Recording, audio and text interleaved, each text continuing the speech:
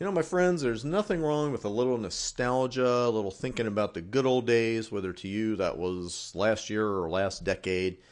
But, you can't live in the past, and that goes for your Cisco routers and switches too. And if your timestamps reflect an era that's long gone, say March of 1993, it is time to get another time source. I don't know why Cisco routers and switches default to this month and date.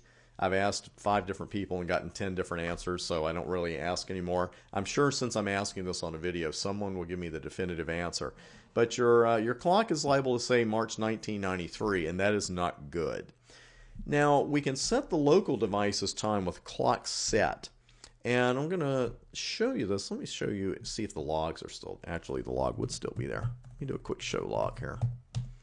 Now, at the end of the syslog message, when we're going through the log, we noted that the early messages, the ones we're looking at now, had a time of March 1st, something something, and then all of a sudden the ones at the end had April 1 something something, and I did tell you that those 2 videos had been done, within 24 hours of each other. And that's because for one of them, I had done a write erase and didn't bother setting the clock because I didn't need it for that particular lab. And I did want it for syslog, obviously, when we're talking about the timestamps, that kind of thing. So what I did there just for one router is run the clock set command. And this can drive you a little crazy for one reason. You do a conf t and your clock set, and you're thinking, okay, what's the syntax? I'll use iOS help. And you get unrecognized command, and you get, maybe just for a moment, you get that, I've been doing this for 47 years, and it's always been there. Well, actually, it's never been there. You do have to set the clock set command at the enable prompt itself. So, clock set, and we'll just go ahead and set it again here. Won't hurt us a bit. 090900, then your month or day, and it's April 1, 2015, and you're done. That's it. And there's your clock update message, a little syslog message, very helpful. System update, system clock has been updated from this particular time to this particular time. And really all is well. We've got a couple of commands we can use to fine-tune that, and they do have to be run here. And it's clock time zone and clock summertime. Now with clock time zone, name of time zone. Well, I don't know the name of my time zone. Actually, I do. But iOS help, you get so used to it showing you at least a list of numbers or port numbers or something or other. And it's just not going to tell you what the time zone is. You got to get that on your own. And as I show here, the clock time zone command does not list every time zone in the world. Actually, it doesn't list any of the time zones in the world. It also doesn't show you the coordinated universal time, the UCT, and that's not switching the letters around. Coordinated universal time is UCT. So you got to know yours. Now, I live on the East Coast of the United States, so I would put in EST for the time zone. Then it's going to ask you for an offset. Let me show you that. EST. And it's just hours offset from UTC, and it's minus 23 through 23. And that's quite a range. So I would put in -5 for that. Now for your personal reference, and I'll put this URL in the description on the video site that you're watching this on as well, but Wikipedia has a great page listing all the time offsets. And there are other ones too if you're anti-Wikipedia. So just go out there on the web, grab your time offset, and put it in there. Now let's look at the summertime command while we're here too. Looks like mine would be -5. But the time clock summertime command. And then it's name of time zone in summer, which you have to get. I know mine is EDT. And then it's going to say, do you want absolute summertime or a recurring summertime? And I would just go with date there most likely, and then date to start, month to start, or you could just do recurring. And then it's week to start, first week of the month, last week of the month. You have to set the actual summertime, the actual time zone. Now, truth is, these are good commands to know. Set, clock time zone, and clock summertime. But you're probably not going to use these in your network because it's very difficult to keep the time synchronized between your devices when you're setting it manually on all your devices.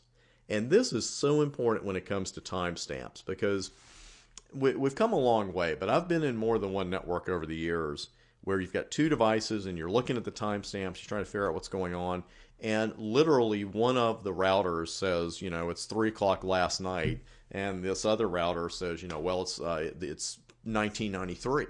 And it's impossible to figure out what's going on, or much more difficult, I should say, when our network time is not synchronized.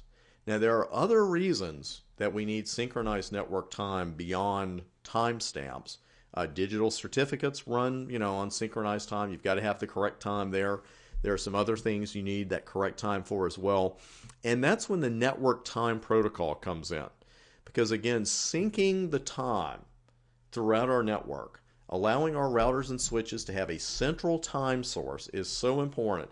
Our syslog timestamps then have accurate and synced time. That makes troubleshooting a lot easier. Synced time is important again for digital certificates. And if you're using any kind of accounting in your network, accurate and synced time is a necessity. You have not lived, and I've been there. Thankfully, I wasn't in charge of it, but you haven't lived until a department gets a billing for 67 days usage of a network resource, and it was a 30-day period. And it happened because the time got unsynced somehow. So the network time protocol, what it does, it allows us to specify time sources for our devices, whether that time source be another router in the same network or an external time source. Now, at the very top of the NTP hierarchy are stratum 0 devices. Sounds kind of threatening. And they are typically atomic clocks. Now, you can't configure a router in your network to get its time directly from an atomic clock. It would be cool if you could, but you can't. Now, the number that follows stratum in the name in any non-stratum 0 device indicates how many hops the device is from a stratum 0 device. And you thought you were done with hops and RIP, right? Well, stratum 1 servers, they're generally referred to as time servers. And we can configure a Cisco router to get its time from a stratum 1 device. Now, it is strongly recommended that your network's outside router, the one facing the internet, so to speak, it should get its time from a public NTP time server. Now, those IP addresses change over time. So what you want to do if you're setting this up, you just run a search on the term public NTP servers, and you can get a list of the latest IP addresses. You can't block UDP port 123 on that one or other routers in your network, because that's the port NTP uses. Remember the syslog messages I was talking about? You put an ACL up that's blocking NTP all of a sudden, and you're going to get some messages, and we don't want that. Now, Cisco routers can serve in 3 different roles in NTP. They can be servers, they can be clients, or they can be peers. They can also depend on NTP broadcasts or multicasts for the correct time. Now, the NTP server-client relationship, it's pretty much what you'd expect from any server-client relationship. The NTP server, or the master in this case, just says, hey, here's the time, and it sends the time to the client. Clients accept the time sync message from the server, set their internal clock accordingly. Clients do not send NTP time sync messages back to the server.